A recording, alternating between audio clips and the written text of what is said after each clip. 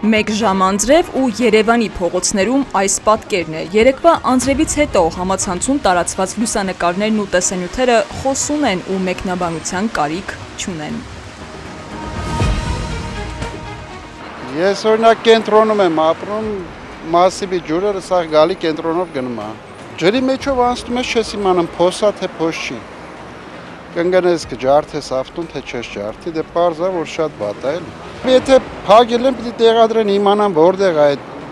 տրուբեկը ոնց էր անցնում, նույն ձևի տեղադրեն էլի։ Ուրիշ ինչ պիտի անեն, խո ժողովուրդը չի կարա էլի հիմա քանդի սարքի։ Իրանք պետք է անեն։ Սկսած ճանապարհների կարգի բերելուց, երթևեկությունից, այդ բոլորը քաղաքապետարանի հարցերն են։ Ով պիտի զբաղվի։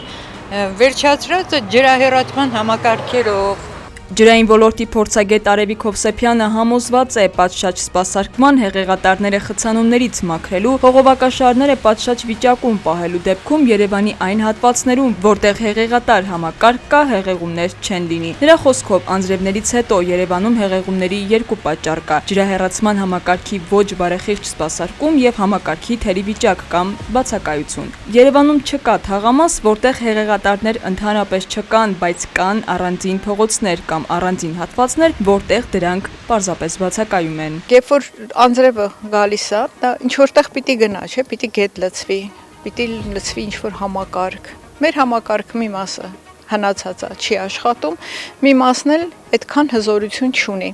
Երևի տեսած կլինեք, որ անձրևի ժամանակ այդ բանից հորերից, կոյուղու հորերից ջուրը դուրս է գալիս, որտեղ վիճակի չի այդ կոյուղու հորը տանել։ Շատ տեղերում նույնիսկ մեր այդ անցումներն են լցվում։ Հովսեփյանի պնդմամբ խնդիր են նաև մեծացող քաղաքի կառուցապատվող հատվածները։ Նրա տեղեկություններով նորակառույց շենքերի նախագծերի հաստատման ժամանակ բավականին մեծ ուշադրություն է դարձվում ջրահավաք համակարգին, բայց թե փաստացի որքանով են իրականացվում նախագծով առաջարկվող լուծումները, մեր զրուցակիցը տեղյակ չէ։ Նրա խոսքով քիչ չեն դեպքերը, երբ ինչ-որ առանձնատան շենքի կամ թաղամասի կոյուղաջրերը խողովակով լցվում են անձրևատար համակարգի մեջ։ Վերահսկողներն էլ այդ ամենի վրա աչք են փակում։ Բարբերաբար այդ անձրևաջրի շատ հաճախ ես տեսնում հավաքել են աշխատողները, հավաքել են կուտակել են կողքը։ Ու մնում է տեղում, դե անձրևը նորից որ գա կլցվեն մյուս փոսի մեջ։ Այդ ճաղավանդակները հորերը հատուկ դրված են, որպեսզի անձրևաջրերը հեռանան։ Բայց եթե դուք նայեք այդ ճաղավանդակների վիճակը, իրանք կամ ցեխով են պատված կամ տերևներով են, աշնան տերևները ամբողջությամբ լցված են, այսինքն